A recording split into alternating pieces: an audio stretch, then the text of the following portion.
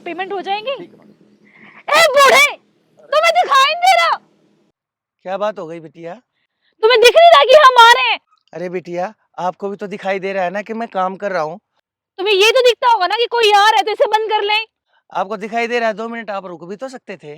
जो ये chemical spray जो तुमने मेरे फेस में मारा है, इससे कोई रिएक्शन हो गया तो इसका जिम्मेवार कौन होगा? तुम्हें पता है इसके अंदर कितने केमिकल्स होते हैं?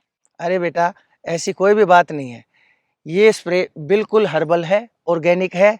इसके अंदर गुड़, गाय का गोबर और गौमूत्र मिला हुआ है और आपके चेहरे के ऊपर किसी भी तरह का कोई नुकसान नहीं होगा, कुछ ना कुछ निखार आएगा मेरा बेटा। अरे मैडम रुको एक बार। अरे चाचा इधर आओ एक बार, मैं आपसे बात करना चाहता हूँ। क्या बात है बेटा? अरे चाचा, खेत में जुते रहते हो, क्या मिलता है इससे खेत से? आप ऐसा करो, जैसे मैंने खेत बेचे ना, आप भी बेच दो, शहर में सेटल हो जाओ। आज देखो मेरे बच्चे इंग्लिश स्कूल में पढ़ते हैं।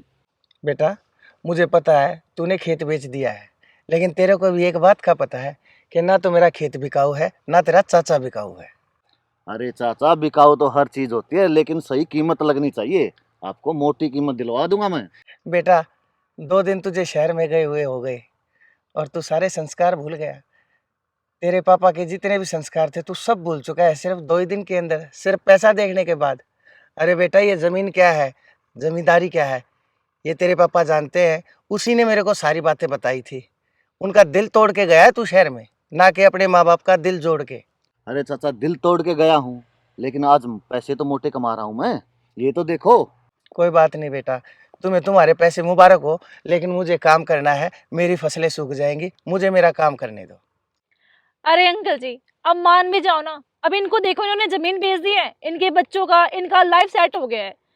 अब आप ये देखो कि आपकी जमीन के सामने मेरा मॉल बन रहा है, तो मुझे पार्किंग की भी जगह चाहिए। तो आप मुझे अपनी जमीन दे दो, और जो आपको रकम चाहिए मैं देने के लिए तैयार हूँ। और एज ए मैं आपको पियून भी रख लूंगी अपने मॉल में।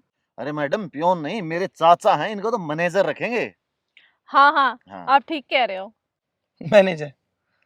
बेटा, don't try to become over smart. I know very well how to manage each and everything. मुझे सब पता है। और बेटा दीपक, तू तो अच्छी तरह से जानता है ना मैं कितना पढ़ा लिखा हूँ। आपकी एजुकेशन क्या है, कितना पढ़े लिखे हो, लिटरेट हो इलिटरेट हो, I don't know about you. लेकिन मैं आपको बताता हूँ, I am double MA BEd और 4 गवर्नमेंट की नौकरी में छोड़ चुका हूँ। और आप मुझे नौकरी का झांसा दे रहे हैं। आपको पता है क्यों छोड़ी मैंने ये नौकरी?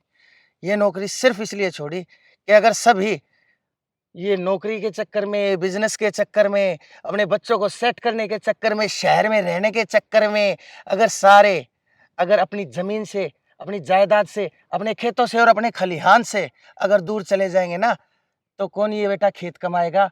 कौन इस अनाज को पैदा करेगा जिसे खा करके तुम अपने बच्चों को बड़ा करते हो, पालते हो, पोसते हो?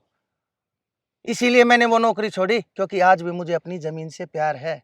और अगर मैं नौकरी करना चाहता ना, तो आज इतना पढ़ा लिखा होने के बावजूद मैं नंगे पैर खेत के अंदर मजदूरों की तरह काम नहीं करता। ये यहाँ से लेकर वहाँ तक, जहाँ तक तुम्हारी नज़र जा रही है ना बेटा, ये सारे के सारे खेत मेरे हैं। मैं इनको बेचूंगा नहीं। तेरे पापा के पास सिर्फ एक था, ये 1 एकड़ ज़मीन थी। तूने उसी को बेच के और तू शहर में जा बसा। तेरे पापा की आत्मा जितनी रोई है ना, वो मैं जानता हूँ, क्योंकि उसने अपने खून के आंसू मेरे आगे बहाए हैं, तेरे आगे नहीं। अगर बहाए तो तुझे दिखाई नहीं दिया। शर्म आनी चाहिए तुझे।